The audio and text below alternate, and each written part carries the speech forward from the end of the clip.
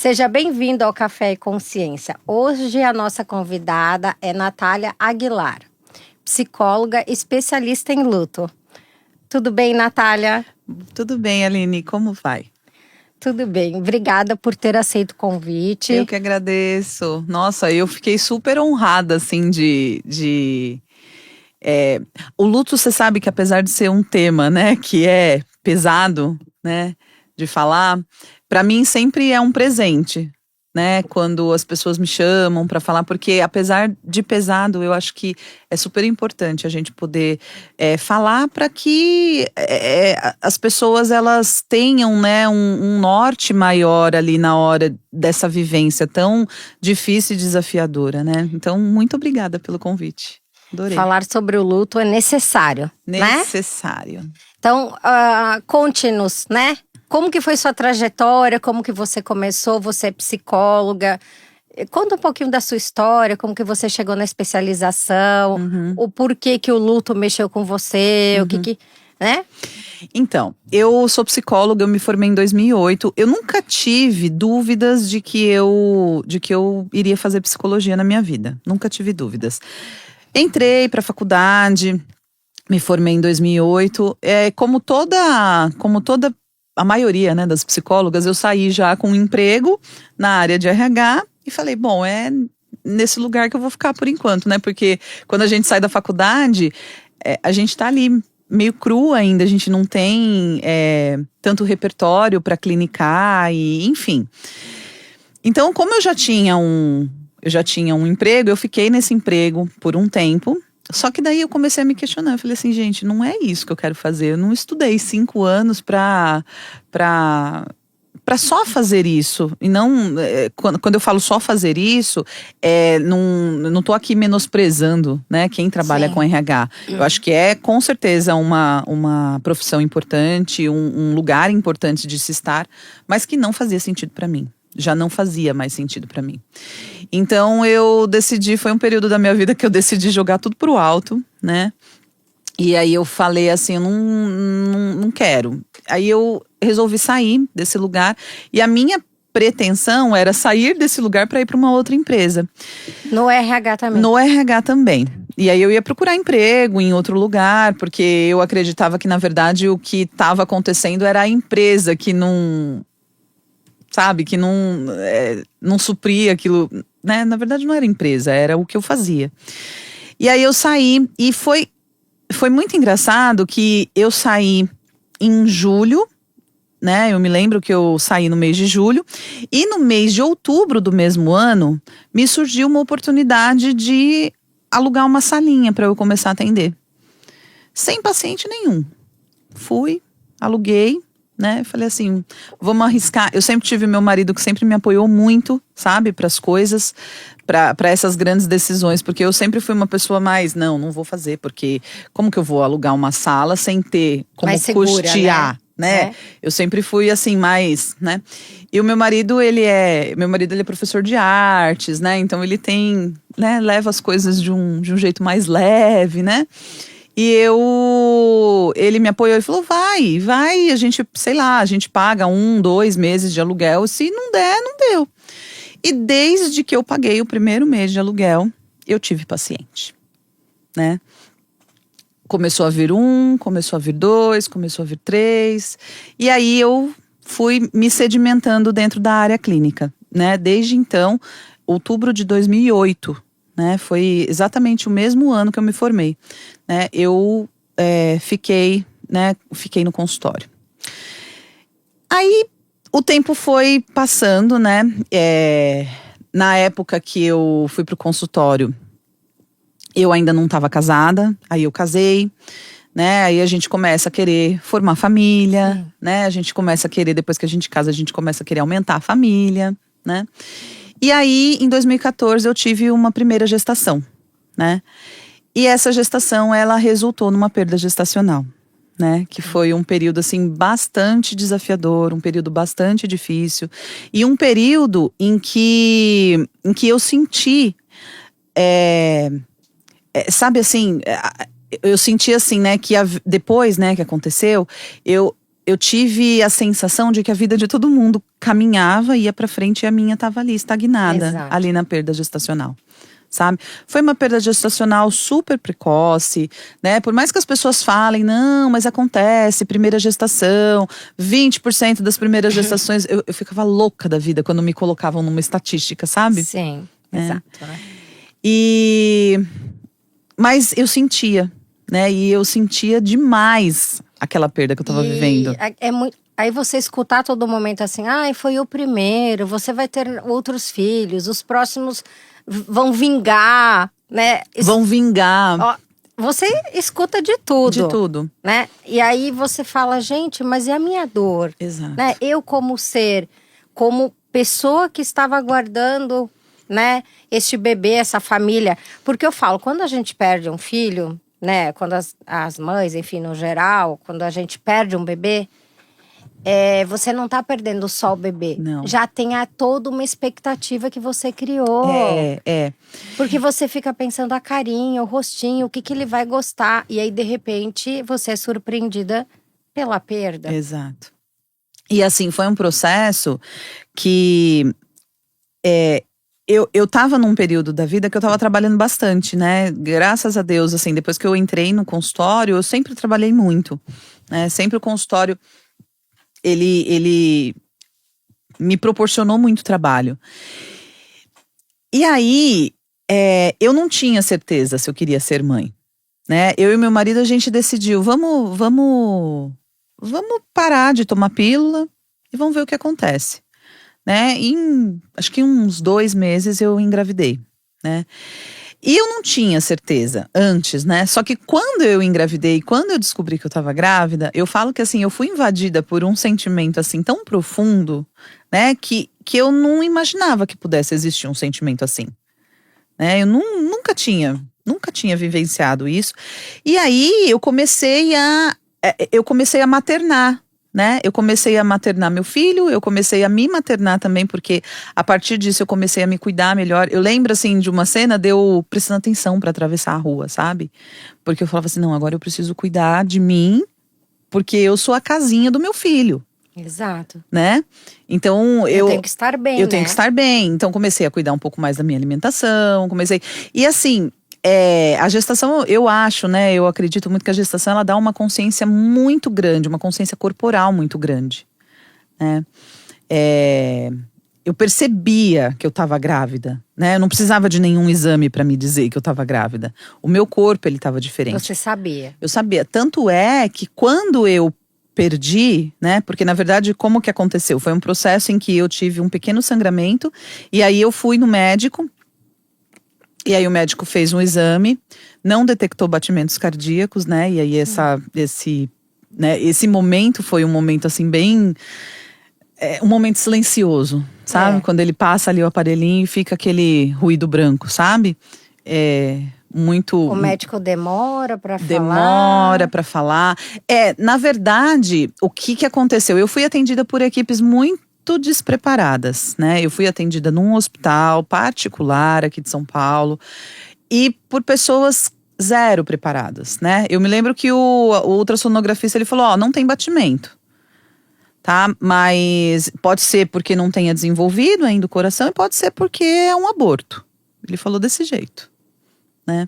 E aí eu e meu marido, a gente já saiu com 2 olhos regalados, né, de dentro da sala. Como assim, né? Tipo, como assim? Como assim? Como assim? O nosso bebê já não existe e lidar com tudo isso, né, Natália? Sim, como lidar? sim.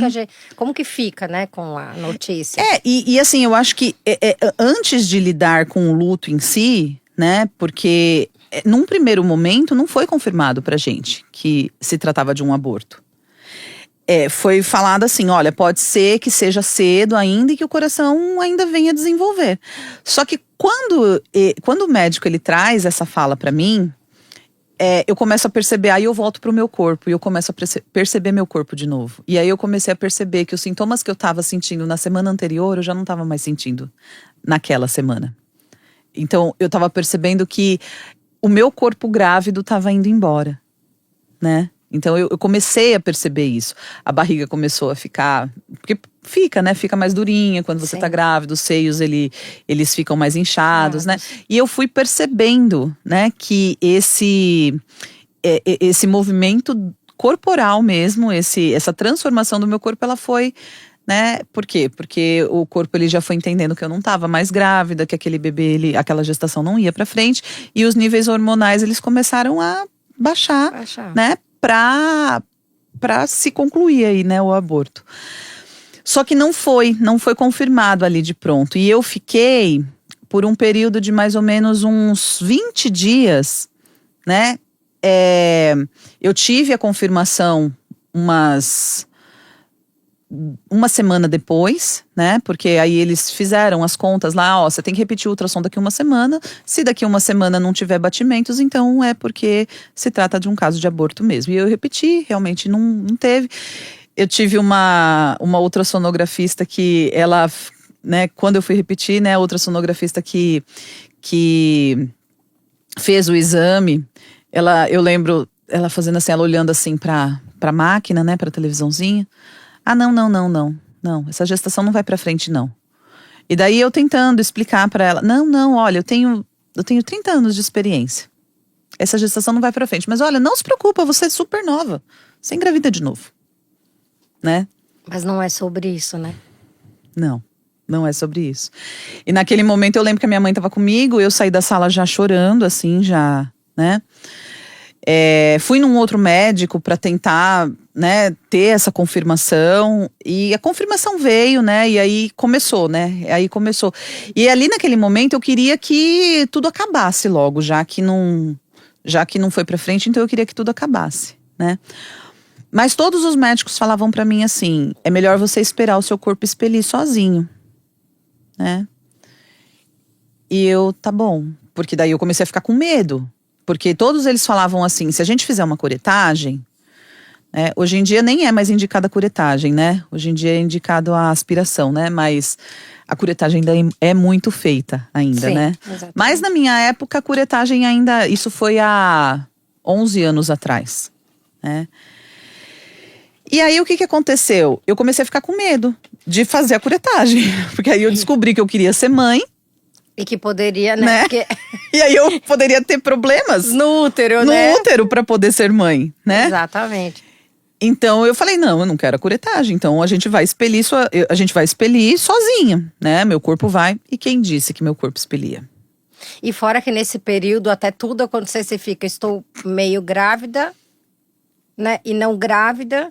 Porque o bebê continua. O bebê continua aqui. E aí, assim, eu tinha que fazer vários exames. Tinha que ficar fazendo exames para ver se não tinha infecção. Porque o bebê estava morto, né? Dentro de mim. Exatamente. E aí começa a entrar, né? Em estado de decomposição, né? Então, Exato. precisa fazer exames para ver se não tá com infecção. Porque essa infecção, ela pode vir para mim e fazer mal para mim, né? Eu sei que no fim das contas foram 20 dias, né? Mais ou menos, que eu fiquei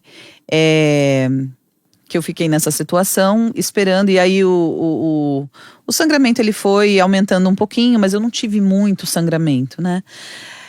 Até que num dia, eu me lembro que foi dia 1º de junho, né? De 2014. Eu me lembro que eu comecei a sentir muita dor, mas muita dor, sabe? Eu sentia dor aqui no pé da barriga e sentia muita dor nas costas, assim, parecia que a carne estava sendo rasgada mesmo pela bacia, sabe? Depois eu conversei com algumas mulheres que tiveram experiência de parto normal, né? Sim. E elas me relataram, elas falaram, mas é essa sensação que a gente tem quando a gente tem parto normal, né? A gente tem a sensação de que aqui a lombar da gente tá... Porque o osso vai abrindo, Sim. né? Então dói, né? E doía muito. E ali naquele momento eu tive certeza de que eu entrei em trabalho de parto do meu filho, né? Do meu filho que ainda era muito pequenininho, eu entrei em trabalho de parto dele. Até então, eu expeli ele em casa, mas ficaram ainda restos ovulares e ainda foram, esses restos ovulares, eles foram causadores ainda de muita dor e eu precisei ainda voltar para o hospital e ser submetida a uma curetagem. né? Morrendo de medo. Tem um episódio que eu gosto de falar, que assim, né, para falar um pouco da questão da assistência, né? Eu subi, né, para a sala de espera para ir para o centro cirúrgico, né? Porque a curetagem é feita no centro cirúrgico. E eu lembro de uma enfermeira que veio conversar comigo. E aí eu tava sozinha, meu marido não pôde ficar comigo, minha mãe também não pôde ficar comigo. E eu tava sozinha e ela veio perguntar, né? Ela veio perguntar o que tinha acontecido. E aí eu falei pra ela, né? Eu falei pra ela que eu tinha perdido meu bebê. E comecei a chorar. E aí essa enfermeira, eu falo dela, eu lembro do rostinho dela, sabe? Ela fez assim: eu vou cuidar de você, tá bom? Né? Não Tudo que chora. você precisava no momento, né? Acolhimento. Isso. E ela ficou comigo assim até o fim, sabe? Até eu sair da sala do pós-cirúrgico, né? A sala de recuperação, da anestesia, né? Ela ficou comigo. Ela que vinha me dar medicação, ela que foi avisar minha família que o procedimento tinha acabado. Ela falou assim: eu falei que eu ia cuidar de você, eu vou cuidar de você, né? Foi a única também, né? Porque a médica que me atendeu, ela veio conversar comigo, a médica até parecia uma médica mais afetuosa, sabe? Ela fez assim: eu vou ver, né, se o seu colo tá dilatado, como que tá. Ela veio, fez o exame e tudo mais. Ela falou: olha, eu que vou fazer a sua curetagem, fica tranquila, tudo mais. Aí eu ouvi uma conversa de corredor de uma mulher e um homem. E a conversa falava assim: eu tenho uma cureta. E você? Eu tenho uma cesárea. Vamos trocar? Né? Aí quando eu vou para a sala de cirurgia, não é a médica que me atendeu. Era um médico. E aí que eu fui entender a conversa de corredor. Eram os dois falando. A médica foi para cesárea e o médico veio fazer a minha curetagem. A hora que eu olhei assim, eu fiz assim: cadê a médica?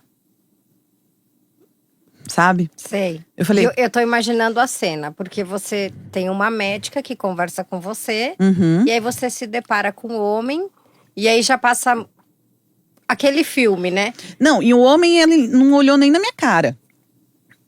Ele não olhou. A única coisa que ele falou pra mim foi: acabou. A hora que tinha acabado. Mais nada. Né? E fora também que eu virei a cureta, né? Eu tenho uma cureta. Né? A médica falou: eu tenho uma cureta. Sim. Não é a paciente que acabou de perder um bebê, que... Enfim, não, eu tenho uma cureta. E aí a hora que esse médico fala: acabou, eu escuto o bebezinho nascendo na sala do lado. O chorinho do bebê. Né? E assim, essa lembrança é uma lembrança que ela não fica, hoje ela não fica viva o tempo todo, mas agora eu tô conversando com você, ela tá muito viva, né? Sim. Eu lembro disso como se fosse hoje, né? E aí assim, depois que foi tudo bem, eu fiquei uma noite no hospital só pra recuperar da anestesia. Voltei pra casa, fui viver meu luto, né? E aí veio essa sensação, assim, né? De solidão muito forte, né? Tô caminhando aqui sozinha, não é possível, né? Que as pessoas não falam disso. Descobri inúmeras mulheres na minha família que passaram por uma perda gestacional. Mas não se fala, né? Mas não se fala, né? Um ano depois eu tive o Pedro, né? Aquele que você viu agora há pouco, grandão, que já tá com 9 anos. E o Pedro, ele veio ele veio e ele me trouxe um puerpério dificílimo, né? E aí que eu só fui entender esse puerpério do Pedro depois que eu fui fazer o curso de psicologia perinatal, a pós-graduação, né? Que daí eu falei, eu preciso me especializar em alguma coisa, né? Porque eu acho que eu preciso usar essa vivência minha para ajudar outras mulheres que passam por isso também. Porque da mesma forma que essas mulheres da minha família nunca falaram para ninguém que perderam seus bebês, deve estar cheio de gente, né, no mundo que passam por isso também, né? Então eu fui fazer a especialização em psicologia perinatal e aí eu fui entender. O Pedro, ele teve um atraso de desenvolvimento de linguagem, né, de fala. Ele, por exemplo, com 2, 3 aninhos, ele não falava quase nada, sabe? Falava tudo enrolado. Comecei com fono muito cedo com ele. E aí depois no curso, né, veio a questão, né, de que primeiramente essa coisa, né, de que a gente acredita que a depressão pós-parto é a maior de todas, né? Sim. Quando na verdade ela começa lá na gestação.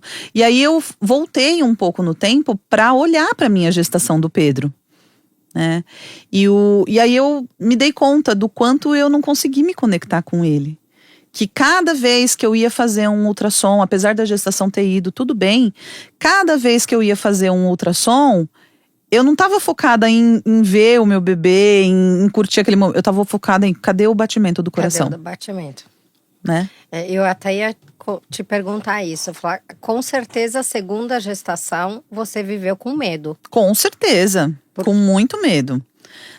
Eu procurei, assim, me apegar muito na minha fé, né? Para isso não me dominar, sabe? Mas sim, com muito medo. Com muito medo. Tanto é que quando o Pedro nasceu, o Pedro era um bebê que ele não dormia se não fosse no meu colo.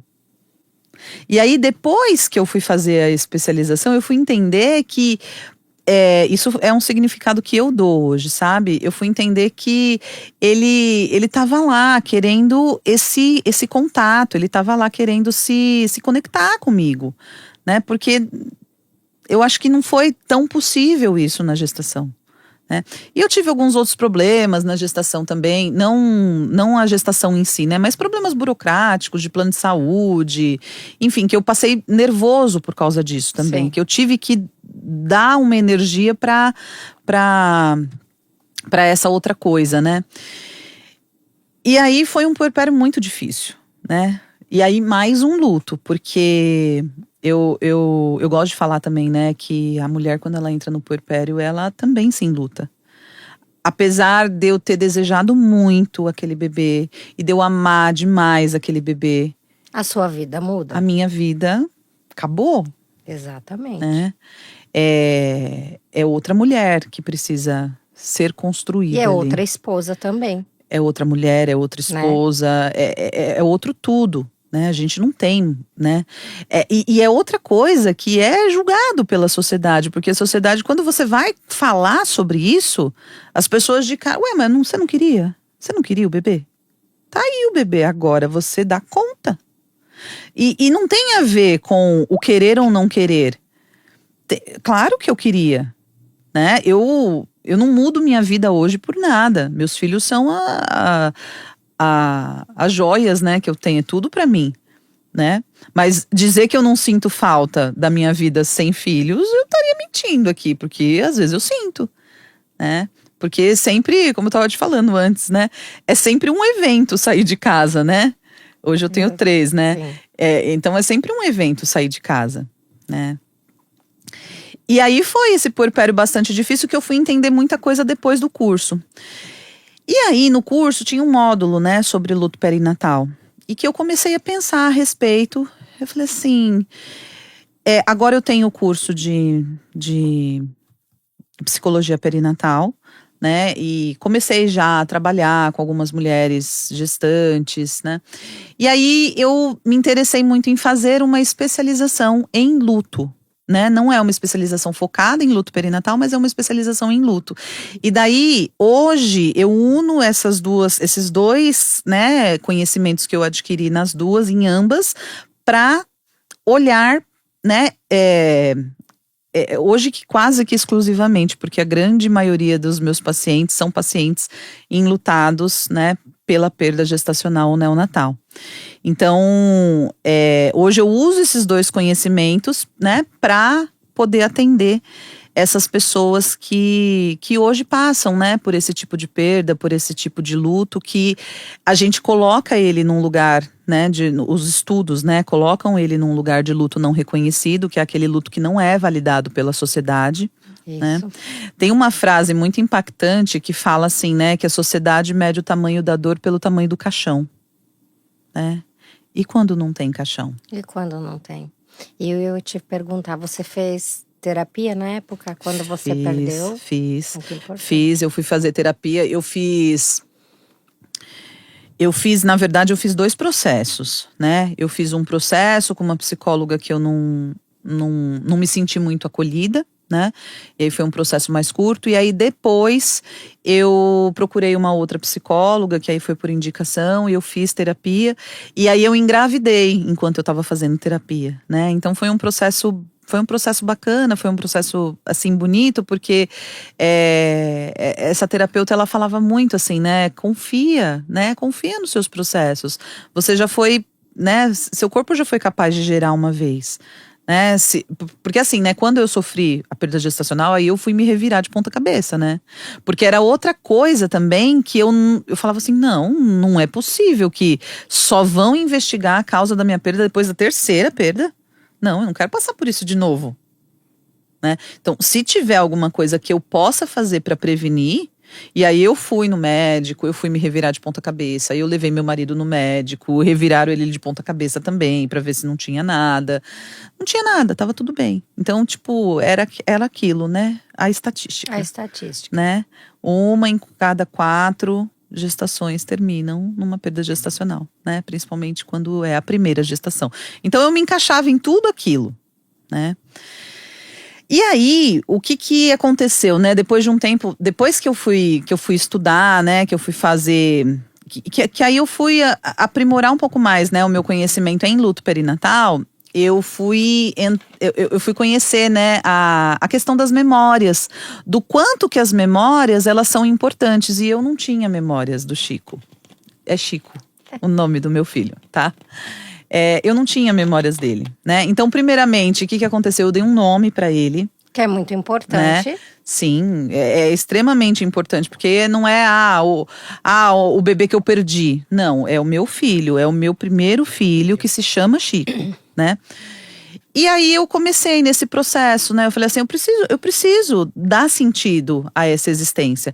Então, primeiramente, eu comecei a dar sentido com o meu trabalho, né? Hoje eu não só atendo mulheres enlutadas no meu consultório, como eu também trabalho com profissionais de saúde, no sentido de capacitar esses profissionais de saúde para melhorarem os atendimentos, né? Porque hoje a gente vê que, eu acho que assim, a gente está caminhando a passinhos de formiga, mas a gente está caminhando.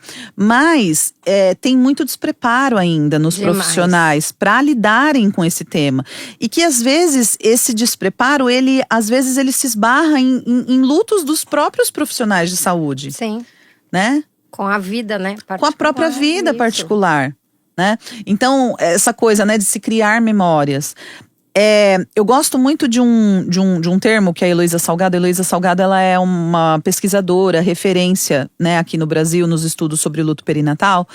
E ela fala muito isso, né, que nós, enquanto profissionais de saúde, a gente não tem o dever de tirar a dor daquele paciente. É uma prepotência, né, a gente pensar que a gente vai conseguir tirar a dor. Mas a gente precisa oportunizar tempo, espaço. A gente precisa dar oportunidade, porque aquele bebê, né, a gente não vai ter mais oportunidade, né, de criar memórias. É diferente, por exemplo, quando a gente fala assim, a minha avó morreu. Ai, mas eu lembro da minha avó de ir na casa dela, comer a macarronada dela. Era uma delícia. Né? Você tem memórias de uma vida. Agora, quando um bebê morre tão precocemente, não dá tempo da gente criar essas memórias. E a gente entende que a gente ter memórias é um fator de proteção para o luto, né? Para a gente poder fazer essa travessia do luto. Né? Então, criar memórias é um fator de proteção. E aí, como o luto perinatal geralmente acontece, né, muito… É uma vida muito breve, né, não dá tempo. Quem vai ter memórias? Geralmente a mãe, que vai ter memórias, essas memórias mais de sensações do corpo, né? E geralmente ela vai viver isso sozinha, porque ninguém vai sentir junto com ela. Não que o pai não sinta, que os avós não sintam, eles sentem, mas é a mãe que gera. Mas é diferente. É diferente. Né? Esse é o corpo, né? É o corpo da mulher. Então, aí nesse sentido, quando eu fui me aprimorando nisso, aí eu falei, não, eu preciso criar memórias do meu filho também, né? E trabalhar com as mulheres que eu trabalho no intuito de… Não é obrigar ninguém. Se a mulher ela não quer fazer memórias do filho, porque às vezes é uma dor também a gente poder mexer nisso, né? A gente pegar, sei lá, uma roupinha que era do filho, para fazer lá a caixinha de memórias, né? Às vezes é uma dor que a mulher não dá conta. Mas a gente precisa oferecer, a gente precisa oportunizar, a gente precisa dizer, olha, é possível a gente coletar algumas memórias ali, por exemplo, quando a mulher está lá no hospital, por exemplo, em perdas gestacionais mais tardias ou até perdas neonatais, existe um bebê formado, né? Existe um bebê, um bebê maiorzinho já, né? Que dá para colher, né? Um pedacinho do cabelo, a impressão palmar e plantar, o carimbo da placenta, o coto, né? Memórias assim que, se não for coletadas ali naquele momento, não dá mais para ser, né? Porque esse Pode bebê ser fotografado. Fotografado, exatamente, né? E aí tem também uma polêmica, né? Tem uma polêmica enorme, né? Entre os profissionais, né? Essa semana mesmo eu tava num grupo de estudos com a Ilô, e ela fala assim que lá na cidade dela, ela é de Ribeirão Preto, lá na cidade dela ela é conhecida como a psicóloga que faz book de bebê morto, né? Então é assim, né? São desafios, mas que… Mas assim, é um nome que pesa, né?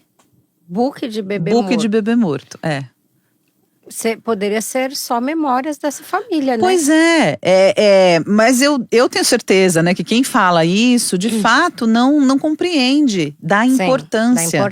Da importância de se ter memórias, né? Porque, na verdade, assim, o que acontece? Nós, enquanto sociedade ocidental, a gente foge da morte como quem foge, né, do coisa ruim, né?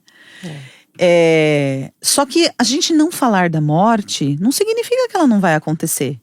E a gente tem uma estatística que foi recentemente publicada no site da OMS, que a cada 16 segundos um bebê nasce morto. São 2 milhões de bebês natimortos por ano no mundo. É um número considerável, né? E quantas famílias, né? Aí a gente pensa, quantas famílias estão passando por isso? Quantas famílias quantas pessoas enlutadas? Durante a Covid, foi feita uma pesquisa que… eu não me lembro muito bem, mas que para cada pessoa morta, a gente tinha pelo menos 10 pessoas enlutadas. Então, olha a dimensão disso, né? E assim, uma coisa que eu provoco muito as pessoas quando eu vou falar a respeito, eu falo, olha, gente, eu vou provocar, depois eu vou tentar deixar um pouquinho mais leve, porque o tema eu sei que é pesado, né? Mas assim, vocês não acham que é um número considerável só, né, pra gente colocar pano em cima e não falar e não olhar, né? É uma vida que foi idealizada por uma família muito antes dessa vida de fato acontecer, desse bebê ser gestado. Então, assim, eu falo que assim, a minha missão é criar espaço para falar essa sobre fala é o muito tema. importante, né? E você tem atendido muito pai? Como que é? Porque Então, eu vejo mais as mulheres, né? As mulheres procuram mais para lidar melhor com essa falta, essa dor, né? Com esse bebê, com todas essas expectativas que se cria, né? Projeções e o sonho acaba, né? Mas e os pais? Como que você tem visto no consultório? Então, é um pouco mais difícil eles virem, principalmente se for para uma psicoterapia sozinho, individual, né? Muitas vezes o que eu vejo? Eu vejo um movimento deles virem em casal, né? E aí durante ali a psicoterapia em casal, a gente identificar que, sei lá, ou o pai tá precisando mais, ou a mãe tá precisando mais, ou ambos estão precisando, e daí um fica comigo, o outro é encaminhado, enfim. O que eu vejo geralmente vai mais ou menos nesse movimento. Mas eu já atendi também pais que procuraram vieram sozinho, porque inclusive eu tô com um caso, né, de um pai que acabou de perder o seu filhinho, né? Ele veio e ele vem com uma fala assim. Eu tinha muito preconceito com relação à terapia, agora eu tô aqui, eu tô percebendo o quanto que isso tem me ajudado. E eu tenho que ficar bem para eu também poder cuidar da minha esposa, porque eu sei que a minha esposa não tá bem. Eu tenho que estar bem também porque eu tenho outro filho, né? Então eu acho que é bacana esse movimento. Mas assim, a gente tem que considerar que os homens, eles tendem a ser um pouco mais evitativos do que as mulheres. Por um movimento, eu acho que por um movimento social mesmo, sabe? De construção de cultura mesmo. Porque essa fala, né, que acaba sendo muito clichê, né? Homens não choram. Na verdade, ela é uma construção, né? Não é que homens não choram. Eles, desde muito cedo, eles não aprendem. A chorar, né? Eles não aprendem a entrar em contato com as emoções para poder expor. E Né? aí entra aquela questão, né? Que a paciente chega e fala, mas parece que ele não está sentindo o que eu estou sentindo. Exatamente. E aí quando atendemos, né, esse marido, ele fala, não, mas eu preciso ser forte porque ela, né? Eu preciso ser forte para ela.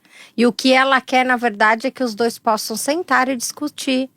Discutir no sentido de falar sobre esse bebê, da importância, novamente sobre as expectativas, o que eles imaginavam, e que esse bebê não existe por, né? Estamos falando de uma perda recente, como, né? Uma perda um pouquinho mais avançada, né? E ela se sente. Ela se sente. E eu acho que é um movimento muito comum dessa mulher, muitas vezes ela se sentir sozinha.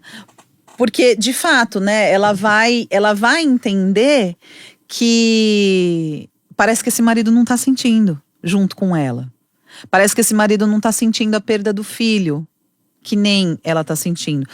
Às vezes não é que ele não tá sentindo. É claro que cada um é muito subjetivo, né? As nossas emoções, cada um vai sentir de um jeito, o luto, cada um vai sentir de um jeito. Mas o fato do homem não expressar não significa que ele não sinta. Né? E aí a gente precisa ter um olhar atento também. Tem um pesquisador que ele se chama Daniel de Carvalho, ele é idealizador de um projeto lá do Rio de Janeiro que se chama O Luto do Homem. Né? Ele idealizou esse projeto a partir da perda da filha dele, da primeira filha dele, da Joana, que foi uma bebê que nasceu, teve algumas intercorrências e morreu. Né? E ele fala, eu participei de algumas aulas dele, e ele fala que no hospital, quando as pessoas chegavam para visitá-los, né? Para dar, né, uma força, um suporte, todos perguntavam assim. Esqueci o nome dela. E a fulana, como tá? Perguntando da mulher dele. Ninguém perguntava como ele tava. Porque ele tinha que ser forte. Né? Tipo, ele é homem, ele não sente ou não expressa, né? E aí, ele começou, né? Ele começou a ter um incômodo muito grande com relação a isso, do como o homem era invisibilizado, né, dentro desse processo. E aí ele criou, né, esse espaço que se chama O Luto do Homem, né? É um projeto que acolhe somente homens, né? Nossa, que legal, interessante, né? E acolhe diversos tipos de luto, não é só o luto perinatal, não. Diversos tipos de luto. Ele idealizou, né, por conta do luto dele, que foi sim um luto perinatal, né, a perda da Joana. Mas é um espaço. E aí, assim, o que ele traz é que muitas vezes os homens não procuram, mas quando eles vão para os grupos, né, que acontecem do luto do homem, é como se, assim, porque é só por homens, né? Sim. É mediado por homens, só pode entrar homens, não, né, não tem mulher, é só homens. E aí parece que assim, né, uma pessoa fala e outra vai, pega o gancho e aí, né, se cria uma grande rede de histórias, né, que tem sim, é claro, muito sofrimento, porque eles estão ali para falar das suas perdas, dos seus lutos, né, mas é um espaço de validação, é um espaço de, né, olha, a gente sofre aqui também. E eles não estão sozinhos, né, ele consegue ver que tem outra pessoa, isso. Né, no caso, outro pai que também está vivenciando ou já vivenciou, que está passando por experiências, né, ou passou por experiências de iguais, Sim. semelhantes, que possam falar sobre essa dor. Muito importante. Eu não conhecia. Eu vou pesquisar. Não conhecia. Que legal. E assim, dentro do luto perinatal, a gente tem diversos coletivos atualmente. A gente tem muitos coletivos que trabalham hoje no acolhimento ao luto perinatal, né? Então, assim, a maioria desses coletivos, a ideia, né, partiu muito da vivência, né, de uma pessoa, geralmente uma mãe. Eu conheço o Daniel, que é um pai, né? Mas a maioria das pessoas que eu conheço, todas são mães enlutadas. E que fizeram, né, coletivos ali nas suas cidades, nos seus estados, e que hoje tem até um certo reconhecimento, né? Mas eu falo que assim, né, a gente está em processo de crescer, né? Recentemente a gente teve primeiro a gente teve a aprovação da lei federal, que é a Lei 1640, que estava no Senado desde o ano de 2022 para votação, né? E que foi votada só agora e foi aprovada.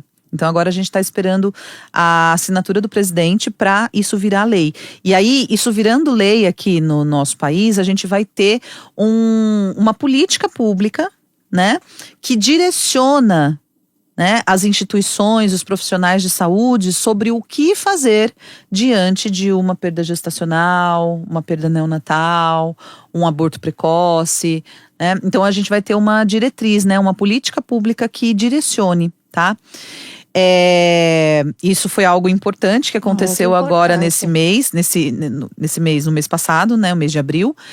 E outra coisa importante também que aconteceu é que a Heloísa Salgado, né, já falei, né, que ela é pesquisadora, né, e ela foi convidada a dar uma entrevista no programa Entrevista com o Bial, Conversa com o Bial. Ela foi convidada para dar essa entrevista. E eles abriram possibilidade dos coletivos e das pessoas, os profissionais de saúde que trabalham, né, com acolhimento ao luto perinatal, irem no programa também, né. O programa ainda não foi ao ar, né?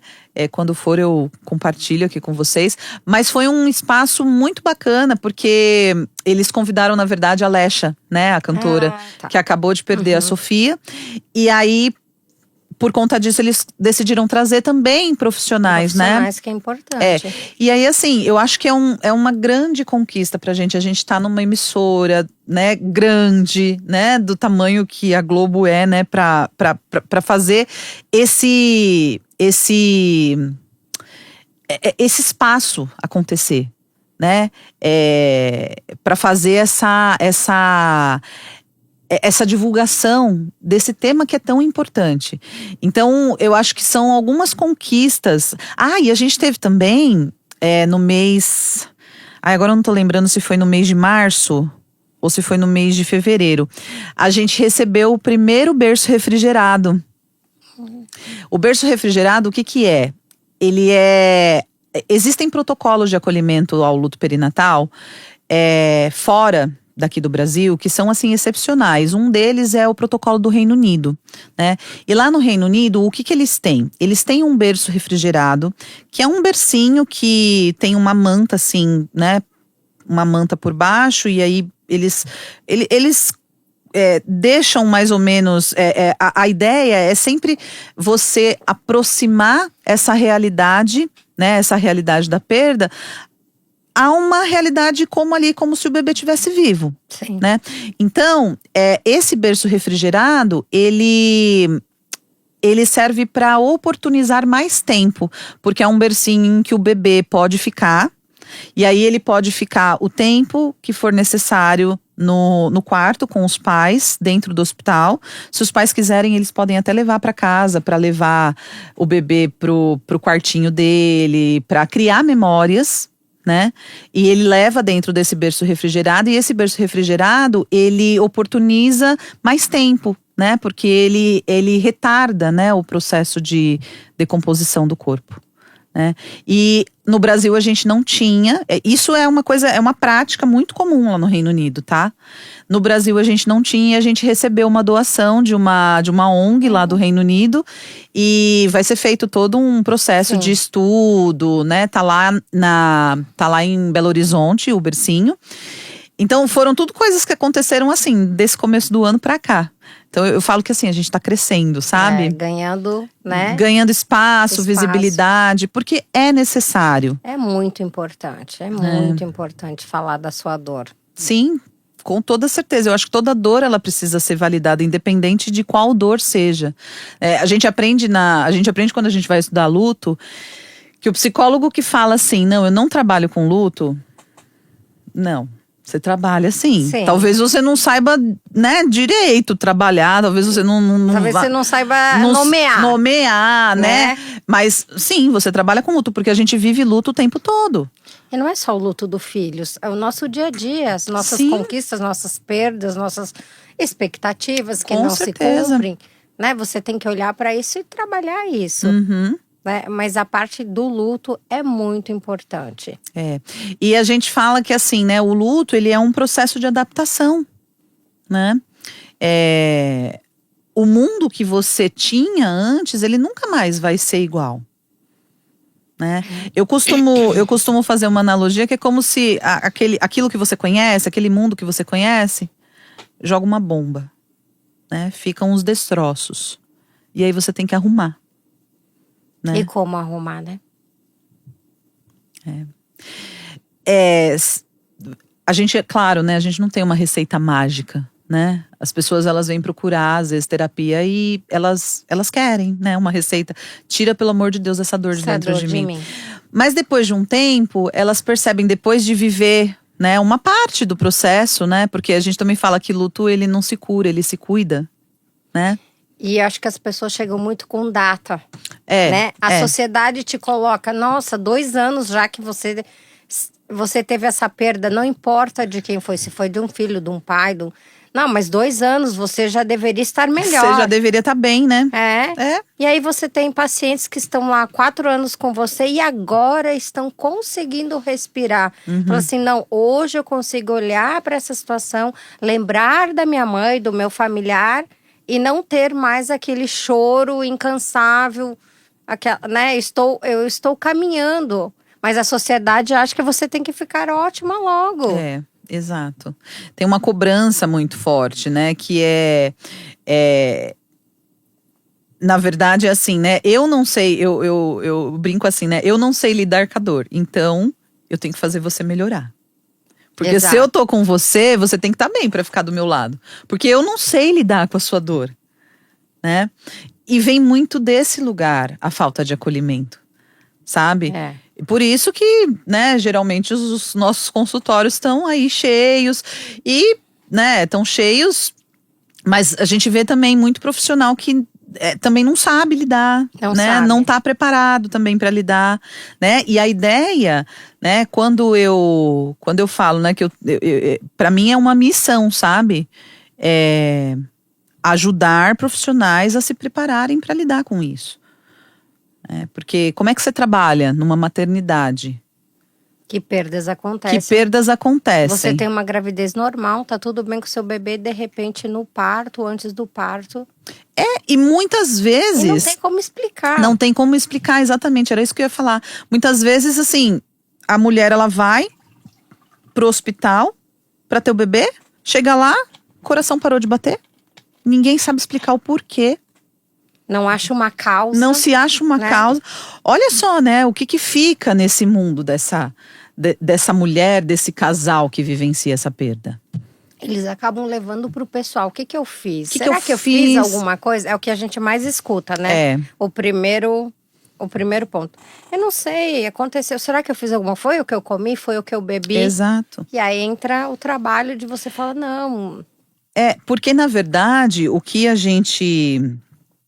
o que eu entendo, né, eu agora tô me especializando em teoria do apego também, né, e a teoria do apego, eu acho que ela explica isso de uma maneira brilhante, sabe, que faz, assim, muito sentido para mim.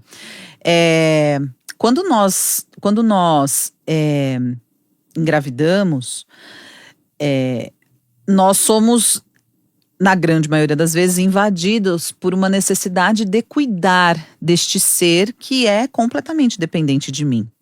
né? Em contrapartida, esse ser precisa também emitir ali alguns comportamentos para que eu vá em direção ao cuidado dele. Quando eu não tenho mais esse bebê morreu, o meu objeto de cuidado não tem mais, mas a minha necessidade de cuidado ainda está aqui. A minha necessidade de cuidar, né? Ainda está aqui. Né? Eu não me esqueço uma aula que a minha professora estava falando sobre isso, né? E eu me lembrei da minha avó, a minha avó, mãe do meu pai, né? O meu pai, ele faleceu com 46 anos, super novo, super né? Jovem. Era o filho mais novo dela. E ela morava em Bauru, eles moravam em Bauru. E a minha avó, toda vez que a gente ia lá, depois do falecimento do meu pai, ela falava assim, a gente mal chegava na casa dela, ela falava assim, já falei com o seu tio para vocês irem lá visitar seu pai. Ir no cemitério, né? Visitar o túmulo do meu pai.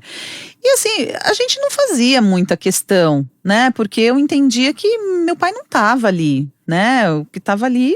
Ficam, né? As memórias, Ficou, né? as memórias, mas o meu pai não estava ali, né? Mas a gente ia porque ela fazia questão que a gente fosse, né? E era engraçado porque era assim, a minha avó ela era aposentada, não ganhava muito, mas assim, todo mês ela reservava um dinheirinho.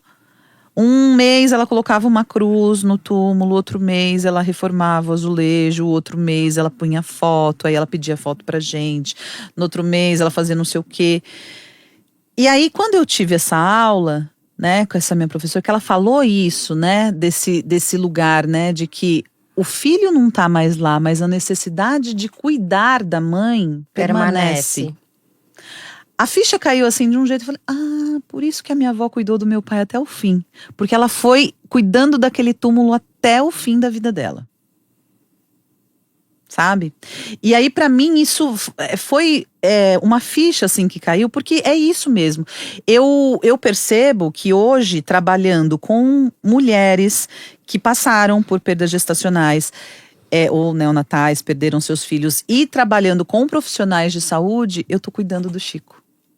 Sabe? Eu tô cuidando da memória dele, né? Eu tô validando, legitimando a vida dele, né? A vida. Hoje ele tem a caixa de memória dele, ele tem uma música linda, né? Ele tem uma série de coisas. A história dele eu conto assim, eu conto para quem quiser ouvir, sabe? Divulgo para quem quiser, sabe? Porque para mim é a minha forma de cuidar dele. Linda forma, né, Natália? E você faz isso com todas as suas pacientes, a caixa de memória? Com o casal ou só com a mulher? Não, aí assim, a gente depende, né? Depende. Geralmente, o que eu mais pego é assim, às vezes o pai, ele quer participar junto do processo, às vezes o pai, ele não dá muito conta, né?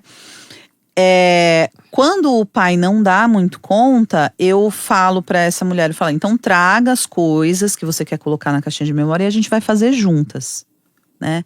Mas eu acho importante, né? A não ser que a mulher fale, não, pode deixar que eu faço sozinha, eu dou conta, né? Mas se eu percebo que a mulher ela tá insegura nisso, eu falo, não, traz, e aí a gente constrói aqui juntas. Vamos fazer juntas, né? Eu acho que o que é importante, né, é esses pais, essa mulher, né, eles entenderem que eles não precisam passar por isso sozinhos. Né? Que sim, tem a dor, sim, o luto, ele vai causar tristeza, ele vai causar uma certa solidão, mas não precisa ser sozinho. Tem alguém que pode pegar na mão, né? Uhum. Eu brinco, eu falo assim, você vai no mercado, você compra, sabe quando você vai no mercado, você acha um monte de produto de limpeza em promoção, que você enfia tudo dentro da sacola e aí você tá sem carro e você tem que levar tudo na mão? Se você tá sozinho, quando você chegar em casa, sua mão, né, você não tá mais nem sentindo ela. Mas se você tá acompanhado, você pode dividir o peso da sacola. Né? E quando você divide esse peso, você tem possibilidade não só de olhar para o que está doendo aqui, mas você tem possibilidade de olhar para o entorno, que é o que a gente fala, né? Que não é o luto que acaba, mas é a gente que vai crescendo em torno dele. Né? E o processo da gente poder ser companhia, né? Que é uma coisa que eu falo para todos os meus pacientes, eu falo assim, olha, eu não garanto curar a sua dor, mas eu garanto que eu vou ser companhia. no momento que você precisar. Eu estarei com você. Eu vou estar com você, né? É a parte importante. Porque eu acho que vem uma expectativa, né? De tira isso de dentro de mim que eu não tô aguentando. Tira. Como que eu vou tirar isso? Me dê dicas, né? E não é sobre tirar, é sobre conviver e conseguir viver a vida. É sobre cuidar, né? É sobre cuidar, porque o luto, uma vez que a gente vive, né? Ele não acaba, ele não se cura. Ó, eu tô aqui falando do Chico pra você, do meu luto, né? Aconteceu há 11 anos atrás. Né? Esse ano ele faria 11 anos, né? Hoje, esse luto ele tá mais acomodado. Esse luto eu consigo falar dele sem sentir tanta dor, né? Mas por um tempo não foi assim. Sim. Né? Então assim, ele tá aqui. Mas hoje ele tá num lugar um pouco mais confortável, eu brinco e falo assim, ó, se você coloca água dentro dessa garrafa, a água ela fica contida aqui dentro. Mas se você joga aqui, ó, espalha, molha tudo. No começo do luto, né, no início, esse luto é como se a água tivesse espalhada, esbarra em tudo. Com o tempo a gente vai conseguindo colocar, dar lugar pra ele, né? Não que ele não saia, de vez em quando ele sai, né? De vez em quando, sei lá, né? Num Dia das Mães, numa data mais significativa, ele sai, e aí a gente fica triste, a gente chora, a gente, né? E é normal. É normal, é o que eu ia dizer agora, Dia das Mães chegando, não tem como não lembrar. Não tem como não lembrar, não tem. Por mais que você tenha outros filhos, que a casa fica aquela, né, movimento, o Chico tem o lugar dele. E eu acho engraçadinho, porque o meu filho, ele fala assim, mãe, porque eu falo pros meus filhos, né, eles sabem que eles têm um irmão que morreu antes de nascer, que viveu aqui muito pouquinho tempo, né, e aí o meu filho, ele fala assim, porque eu tenho o Pedro, a Laura e a Mariana, então são 2 meninas e um menino, né? Ele fala assim, ai mãe, eu queria tanto que o meu irmãozinho tivesse vivo, porque daí seriam 2 meninos e 2 meninas. Porque ele tá em desvantagem, né? Com 2 mulheres. Com 2 mulheres ele tá em desvantagem. Eu falo, filho, mas a vida é assim mesmo, né? É parte do processo, É parte né? do processo. Com que idade você conseguiu conversar com eles, contar? Que idade que você percebeu que eles tinham mais, assim, uma compreensão? As meninas estão com quantos anos? As meninas têm 5 e o Pedro tem 9. Hoje eu acho que as meninas elas estão começando a entender um pouquinho, mas elas não entendem muito ainda. O Pedro, que tem 9, ele entende mais. Mas assim, foi um processo muito natural de eu começar a falar à medida que eu comecei a estudar a respeito, à medida que eu comecei a me dedicar nesse tema, porque daí eu converso muito com meu marido, por exemplo, e a gente acaba falando algumas coisas, né, na frente das crianças até.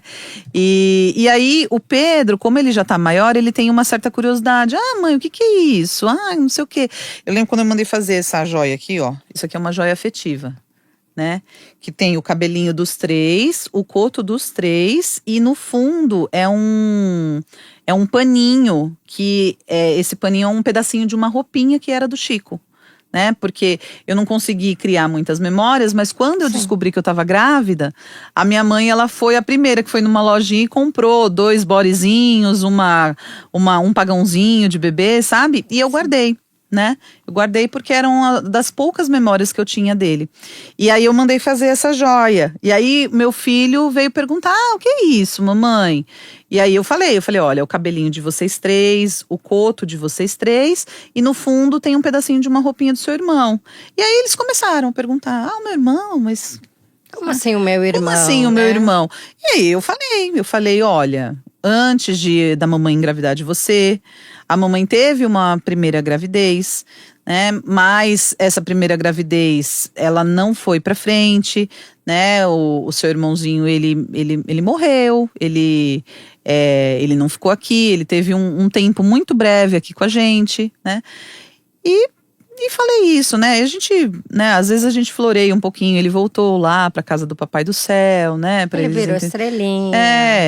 Às vezes a gente floreia um pouco, né? Mas tentando trazer também dados de realidade, né? E aí ele, então eu tive um irmão, mamãe. Eu falei, você teve um irmão antes de você. Você é o segundo da mamãe, o primeiro é o Chico, né? E aí hoje é muito natural eu falar, né? É muito natural eu falar, né, que eu sou mãe de 4, Sim. né? Que 3 estão aqui e um não, né? E como foi a gestação das meninas? Foi o puerpério? Você falou que do seu filho foi, né, mais complexo. As meninas, como que foi? Porque são 2, né? Eu penso assim, como que você se percebeu? Primeiro eu entrei em desespero, né? Quando eu fiquei sabendo que eu tava grávida de gêmeos. Eu imagino que no primeiro momento, né, o impacto. Nossa, demais. Como que eu darei conta de 2? Porque foi uma decisão consciente, não foi nada assim, não foi acidente, aconteceu. Não, foi uma decisão consciente. Eu e o meu marido, vamos ter mais um? Vamos ter mais um, né? Parei de tomar pílula de novo. Aí, para essa gestação, eu já estava bem mais tranquila, porque como eu já tinha tido o Pedro, eu já tinha ali me realizado como mãe, né? E tudo bem também ficar só com ele, mas eu sempre pensei assim que eu queria que ele tivesse essa oportunidade de ter irmãos, né? Eu não queria que ele fosse o filho único, né? Então foi uma decisão mais desse lugar, né? E aí tudo bem, aí a gente parou de prevenir e engravidei super rápido, né? Mais rápido até que o Pedro, porque o Pedro eu tava numa ansiedade, né? Porque eu queria muito, né? Depois da perda. E delas eu engravidei super rápido. Aí foi engraçado porque na época eu tinha descoberto uma pedra no rim, né? E o meu urologista, ele tinha pedido para eu fazer um ultrassom, né? E nesse meio tempo a minha menstruação atrasou, eu fiz um teste de farmácia e deu que eu tava grávida. Fui fazer o ultrassom e aí eu falei pra moça, pra médica, né, do ultrassom. Eu falei, olha, eu não sei se eu preciso falar, mas eu fiz um teste de gravidez e deu positivo. Aí ela, parabéns, não sei o que. Ai, se der, a gente olha lá embaixo pra ver se tem alguma coisa, né? A gente sabe que o primeiro ultrassom que a mulher faz é o transvaginal. Sim. O que eu ia fazer era um ultrassom das vias urinárias, que era por fora mesmo. Ela falou, mas a gente vai até ali e se der pra ver alguma coisa, bem. Se não der, né? Depois você fala com o seu ginecologista. Tá bom. Aí ela fez todo o exame do rim, viu que eu tava com uma pedrona enorme no rim. Enfim. E aí ela, vamos ver se tem alguma coisa. Aí a televisão tava virada pra ela, né? Aí ela olhou, a cara dela começou a mudar. E eu já comecei a ficar desesperada, né? Eu imagino, você foi pra fazer um exame, né? Uhum. Aí fez outro por ela ser uma pessoa, né, que ficou, né? Uhum. Ficou, nossa, que legal, vamos ver. E aí, de repente, ela fica quieta. Pois é. Memórias voltam, né? Memórias voltam, exatamente. Aí eu falei, e aí, doutora? Porque ela tava num silêncio, sabe? Eu falei assim, meu Deus do céu, deu ruim de novo, né? Eu falei, e aí, doutora? Eu acho que é melhor você conversar com o seu médico. Eu falei, não, doutora. Eu vim aqui para fazer um exame dos rins. Você falou para mim, a gente dá uma olhadinha. Agora você vai me falar o que você tá vendo aí. Eu não posso ir pra casa desse jeito, Não posso ir pra né? casa desse jeito, com essa angústia. Você, por favor, me diga o que você tá vendo aí. Aí ela fez assim, tem caso de gêmeos na sua família? Aí eu quase caí da maca. Eu fiz assim, o quê? Gêmeos? Aí ela virou a televisão pra mim e tava lá as duas, pitiquinha, né? 2 saquinhos gestacionais. Elas são gêmeas bivitelínicas, né? E elas... então tava cada uma no seu saquinho gestacional, provavelmente cada uma ia ter a sua placentinha, mas tava lá. Aí eu fiquei desesperada, né? Eu falei assim, meu Deus do céu, eu não dou conta nem de um, como é que eu vou dar conta de 3, né? Aí fui pra casa, liguei pro meu médico, marquei consulta. Aí meu médico, fui na consulta, meu médico, falei, doutor do céu, ela conseguiu ver 2 saquinhos. Doutor, ele, calma, às vezes é um sangramentinho que deu. E aí parece que é um outro saco gestacional e não é. Só pra pôr panos quentes, porque aí eu fui fazer ultrassom, tava lá, as 2 com o coraçãozinho parecendo uma escola de samba, sabe? E aí a minha mãe, eu lembro que quando eu fui fazer esse ultrassom foi um evento, né? Foi meu marido, foi minha mãe, foi minha sobrinha, foi todo mundo, né? Porque todo mundo queria saber, né? Se eram duas. E aí eu saí da sala e eu falei, ai mãe, tem 2 mesmo. Na época eu não sabia se era menina, né, ou menino. Eu falei, tem 2, mãe. E aí a minha mãe fala assim pra mim, ai filha, você vê, Deus tirou um de você, mas agora ele tá te devolvendo, né? Porque eu queria um, ele me mandou 2, né? É claro que não substitui, né? Mas, enfim. E o puerpério delas, por incrível que pareça, foi mais tranquilo que o do Pedro. Pra ver como a gente não, né? Assim, não controlamos nada. Não controlamos nada. Eu não posso dizer assim com relação ao trabalho. O trabalho, eu acho que foi, né? Mas em termos, assim, de... delas dormirem fora do colo, né? Eu tinha o trabalho de 2, né? Porque eram 2, era mais difícil para amamentar, não conseguia amamentar elas tanto tempo. Mas também eu já estava mais calejada também, já tinha a minha experiência, né, na maternidade e eu acho que isso também ajudou, né? Mas eu acho que foi mais tranquilo, foi mais tranquilo que o do Pedro. Do Pedro, eu acho que as coisas elas foram assim muito intensas, sabe? Muito... E elas também foram bebês de pandemia, né? Elas nasceram dia 17 de fevereiro e a pandemia começou em março. 10 dias depois. Não, um mês e 10 dias depois, Acho que começou 26 ou 27 de março a pandemia, né? Eu lembro que quando elas fizeram um mês, né? Logo em seguida eles decretaram pandemia. Então, assim, a gente passou um puerpério muito... O meu marido ficou em casa, então ele pôde me ajudar, né? Porque ele é professor, né? As escolas fecharam, né? Então ele começou a dar aula de casa. Então eu tinha mais a disponibilidade dele ali, né? Então eu acho que tudo isso ajudou, porque eu tinha mais pessoas disponíveis também para me ajudar, né? Mais rede disponível para me ajudar. Então eu acho que tudo isso contribuiu para ser também um puerpério um pouquinho mais leve, sabe? Mas é importante essa rede, né? Ou se precisa. Importante. Precisa, né? É que nem dizem, né, que a gente não... Que é preciso uma aldeia, né, para criar uma criança, porque... Para cuidar, né, de uma criança, porque não dá para ser, né, um trabalho individual e que fique somente na responsabilidade da mãe, né? É você... É o que a gente está falando sobre cuidados e aí a gente pensa, né? Essa mãe também precisa ser cuidada. Pois é. Né? Alguém precisa olhar para essa mãe, uma comida, uma água na hora da amamentação. E os cuidados, quando a gente fala, às vezes as pessoas acham assim, os cuidados com o bebê não é com o bebê, você não precisa estar lá para cuidar do bebê, mas esteja lá para, sei lá, para fazer uma comida, para lavar uma roupa, para lavar uma louça. Enfim, para os cuidados, porque as coisas elas continuam acontecendo. Exatamente. Né? Você com o tinha bebê. Um filho mais velho, então, mas a gente fala sobre isso. Uma louça, né? Falamos muito, né, no puerpério, quanto é importante essa sogra, essa mãe. Exato. Alguém que possa dar esse auxílio, né? Sim. É assim, a pessoa pode achar que é pouco, mas pra puérpera já é bastante ela poder tomar um banho, gente. Lavar o cabelo. Tirar o pijama. Tirar o pijama que tá cheirando azedo do leite, né? Do leite, né? Sim. E, gente, eu sei que o banho é vida, né? Pois é. Assim, 10 minutinhos que alguém olha esse bebê ou descansar. Exato. Uma meia horinha, ela não precisa ter um sono profundo, mas que ela descanse um pouquinho porque a jornada depois ela volta. Exatamente. Porque nós não temos os bebês idealizados. O meu bebê vai dormir a noite inteira. Meu bebê só vai chorar pra mamar. Meu bebê não vai ter cólica. Né? A gente não tem. Na verdade, a gente não sabe, né? Você sabe que eu tava escrevendo ontem eu fui convidada para escrever um capítulo de um livro. E estava falando sobre essa questão, né, dos nossos filhos, ainda que sejam os filhos biológicos, que o capítulo falava de adoção, né? Ainda que sejam os filhos biológicos, eles são estranhos íntimos da gente.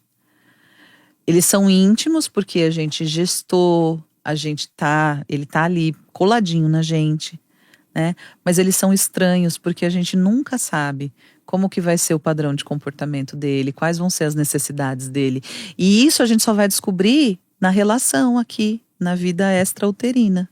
Exato, na convivência. Na convivência, né? Então, sempre, né, quando a gente idealiza demais, geralmente não vem, né, do jeito que a gente, né, do jeitinho ali que a gente idealizou. Não acontece, né? Não acontece. Natália, você gostaria de compartilhar um caso que você viu essa evolução do luto e que hoje você vê que foi significante para você? Uhum. Que você fala, nossa, olha aqui como desenvolveu essa mulher, esse casal, como eles já estão preparados para outra gestação. Você tem algum caso que você gostaria de compartilhar? Olha, eu tenho um caso que foi bastante significativo aí na minha carreira, que foi um caso de uma pessoa que, na verdade, eu não atendi ela em consultório, eu atendi ela num grupo, né, num grupo de mães, né, que eu promovi, e que ela passou por uma gravidez ectópica, né, e perdeu uma das trompas, né. E hoje ela tá num processo ela ainda tá vivenciando, né, esse luto para ela ver se ela quer tentar novamente uma nova gestação. Porque quando ela engravidou, se criou, né, todas as expectativas, né, se criou toda, e ela quase morreu também, né? A gente tem que levar em consideração isso, né? Ela quase morreu também porque mais um pouquinho eles não conseguiam salvar nem ela nem o bebê, né? E agora a gente está num momento, né, do grupo lá que a gente faz, que até a última vez, né, que a gente fez, que ela tinha conseguido fazer a caixinha de memórias, né?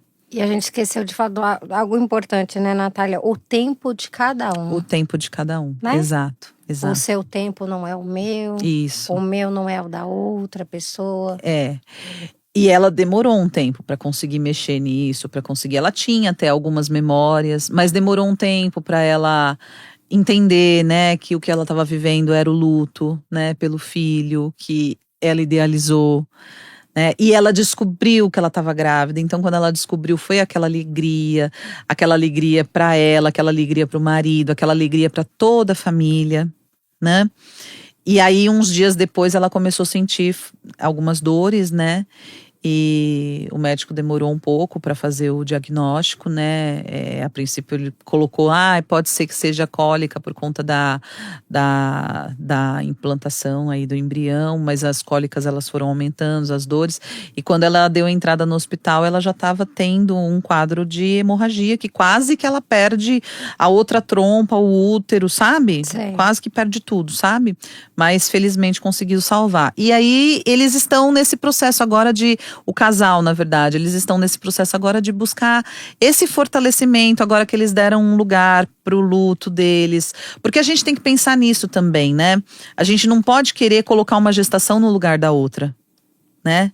O ideal é que a gente entenda que aquele bebê, ele teve o seu lugar, né? Ele teve, a gente vai viver, né, esse luto, né?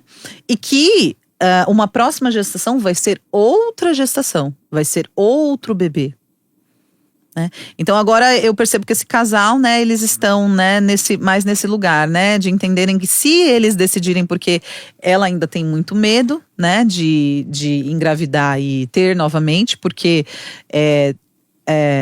a incidência, né, aumentada, né, para quem já teve um caso de gestação ectópica, é aumentada para se ter de novo. né? Então eles ainda estão decidindo se de repente eles tentam de maneira natural ou se eles vão para uma FIV. Eles ainda estão decidindo aí esses processos, mas eu acho que também isso faz parte também da vivência do luto deles e enfim. Mas eu vejo que assim eles estão caminhando, estão se fortalecendo mais para tomarem outras decisões, mas de fato, né, o medo, né? Com certeza vai estar presente, com certeza vai fazer parte. Não tem como, né? A gente vai a gente vai para uma experiência, né, de uma gestação, tendo já vivido uma perda gestacional, não tem como a gente não se lembrar e não se remeter a essa perda gestacional. Exatamente. E no caso dessa paciente específico foi grave, ela quase perdeu a vida. Ela quase perdeu a vida, sim. Né? Então, com certeza, eles avaliam várias questões. Sim, sim. Né? De como ser feito, a melhor forma. Uhum. Porque chega num lugar assim que é esse lugar da ausência do controle, né? Exato. Esse controle que a gente imagina ter, porque eu falo que o controle é pura ilusão, né? Exato. Pura ilusão, né? A gente imagina ter um pouquinho, né? E aí de vez em quando a vida vem e fala assim pra gente: você não controla nada, minha filha. Nada. Quem controla aqui, ó, é o universo, sou eu, o que você acredita. Você não controla nada, né? Então eu acho que assim, né, em casos assim a gente precisa trabalhar muito esse lugar, né, de impotência. Nós vamos ter períodos da vida em que vamos nos sentir impotentes, né? E a questão eu tive uma professora na faculdade que durante muito tempo eu, né, tive contato com ela, né, fiz supervisão, grupo de estudos, né, e ela fala um negócio que eu acho muito interessante, que ela fala assim: a gente não precisa nem ficar na onipotência, que é esse lugar que a gente acredita que a gente controla tudo, né, e nem ficar na impotência, porque se a gente pensar, tudo que é polarizado, né, vai estar adoecido, né? E aí eu procuro trabalhar isso com os meus pacientes. Ao invés de você ficar nessa onipotência ou nessa impotência, o que você acha da gente ver o que é potência? Não é nem onipotência e nem impotência, mas o que é potência? E aí, quando a gente vai para essa esfera do que é potência, a gente consegue chegar mais naquilo que é possível para o paciente. No que é possível. No que é possível. E no que é aceitável, e né? No que é aceitável, no que ele dá conta. Isso. E tudo bem se ele não der conta, essa paciente, por exemplo, né? Tudo bem se ela não der conta, né? De ir para uma gestação agora. Tá tudo bem, né?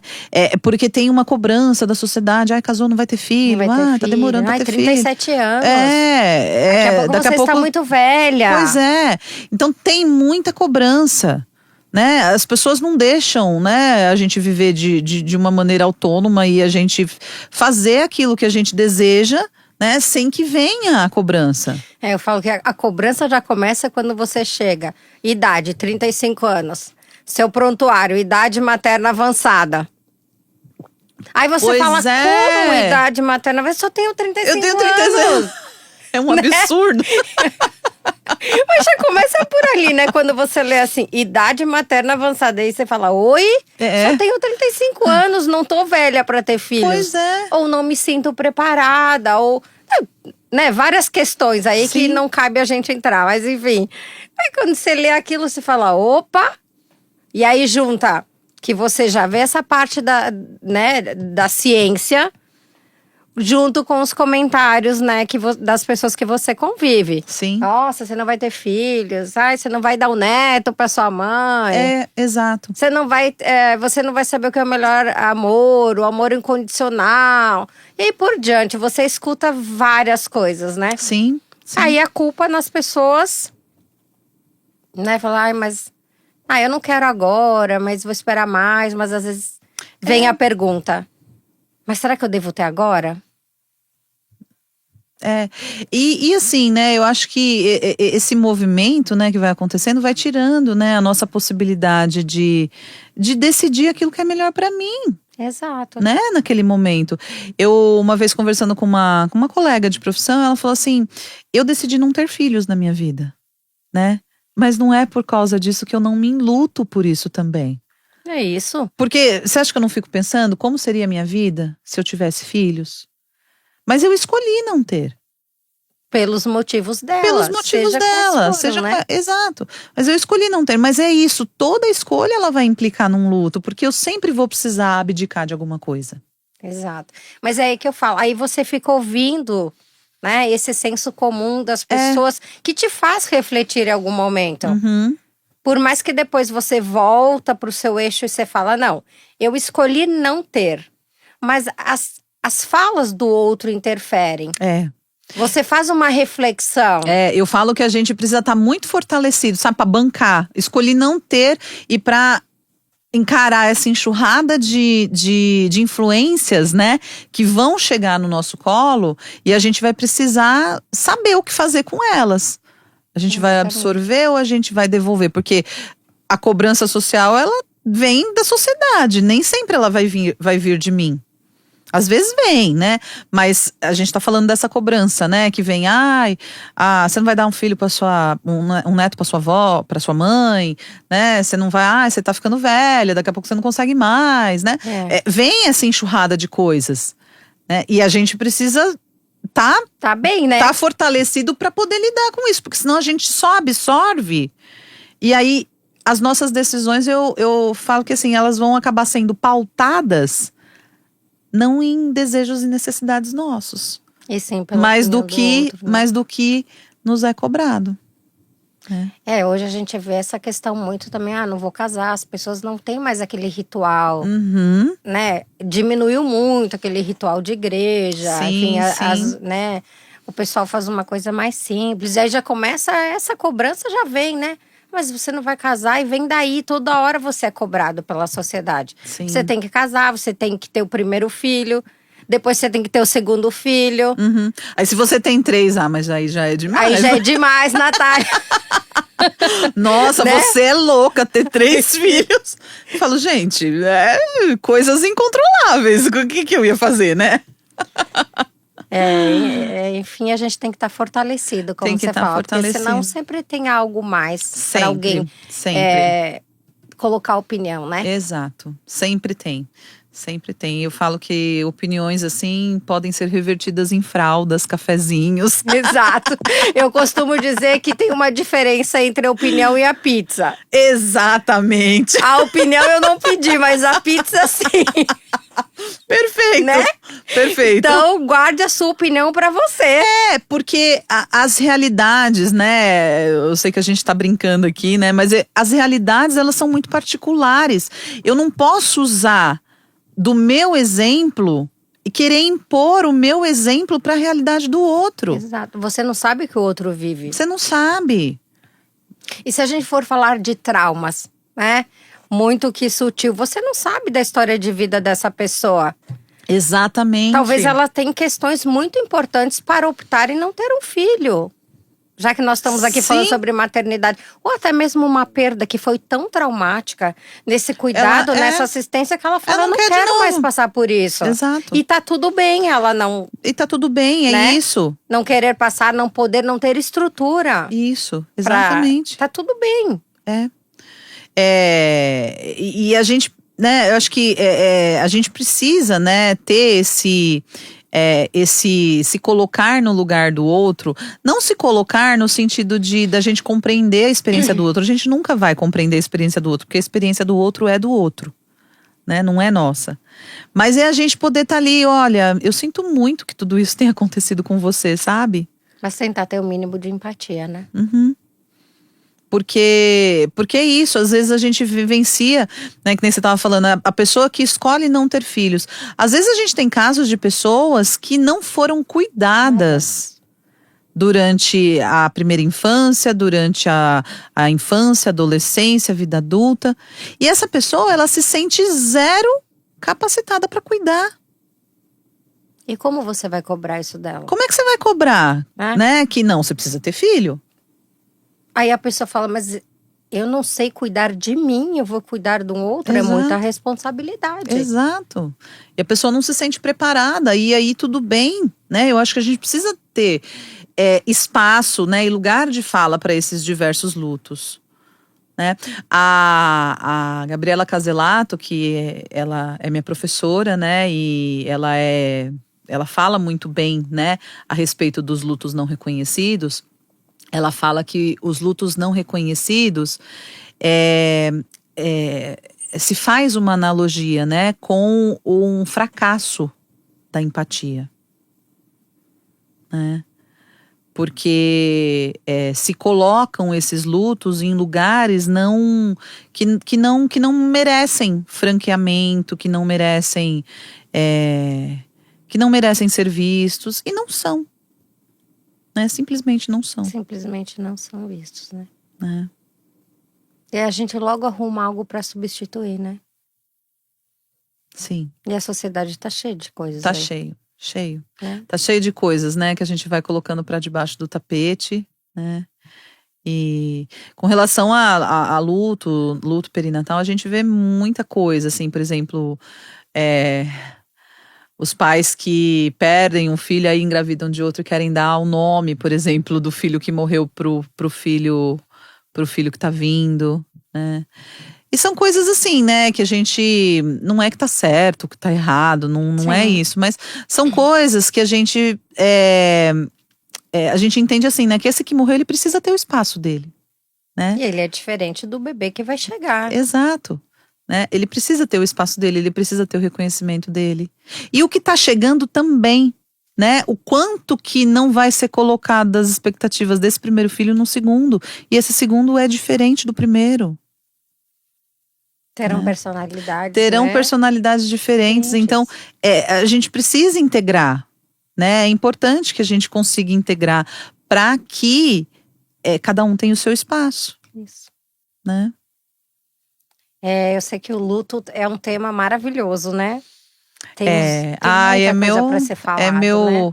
As pessoas falam, ai, não sei como é que você consegue trabalhar com um assunto assim, né, que é tão pesado, mas é triste, é pesado muitas vezes quando a gente vai, né, lidar com, eu já me emocionei muito com pacientes, sabe?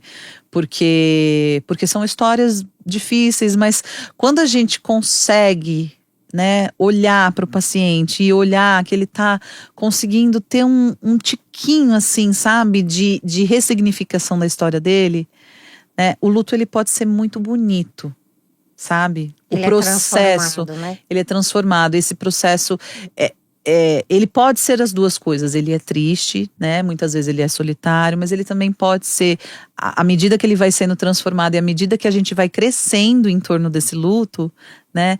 Pode se tornar um processo assim muito bonito da gente, né? Da gente ver, da gente observar, da gente ouvir as histórias, né?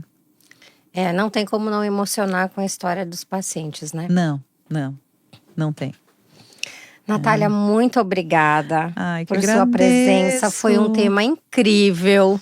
Eu que agradeço. Acho que temos que falar mais sobre, né? Eu acho o luto muito importante. Sim, eu agradeço demais, assim, esse espaço. Eu falo que, assim, todos os espaços que eu tenho possibilidade, né, de falar a respeito dessa temática, contem comigo sempre, porque é isso, né? Eu falo que é missão mesmo, sabe? Eu sinto muito isso, que é missão poder falar, porque também é uma forma de eu maternar o meu filho, Chico, né? O Chico. Já fico imaginando o Chico, você maternando o Chico. Isso é incrível. Adorei esse processo, também. a forma que você foi trabalhando e cuidando. E o quanto o Chico tem esse lugarzinho especial para você. Tem, com certeza. Sempre vai ter. Sempre vai ter. Lindo. Obrigada, Aline. Mas eu que agradeço. Sigam então as nossas redes sociais. Natália Aguilar, psicóloga. Aline Tomasi, psicóloga.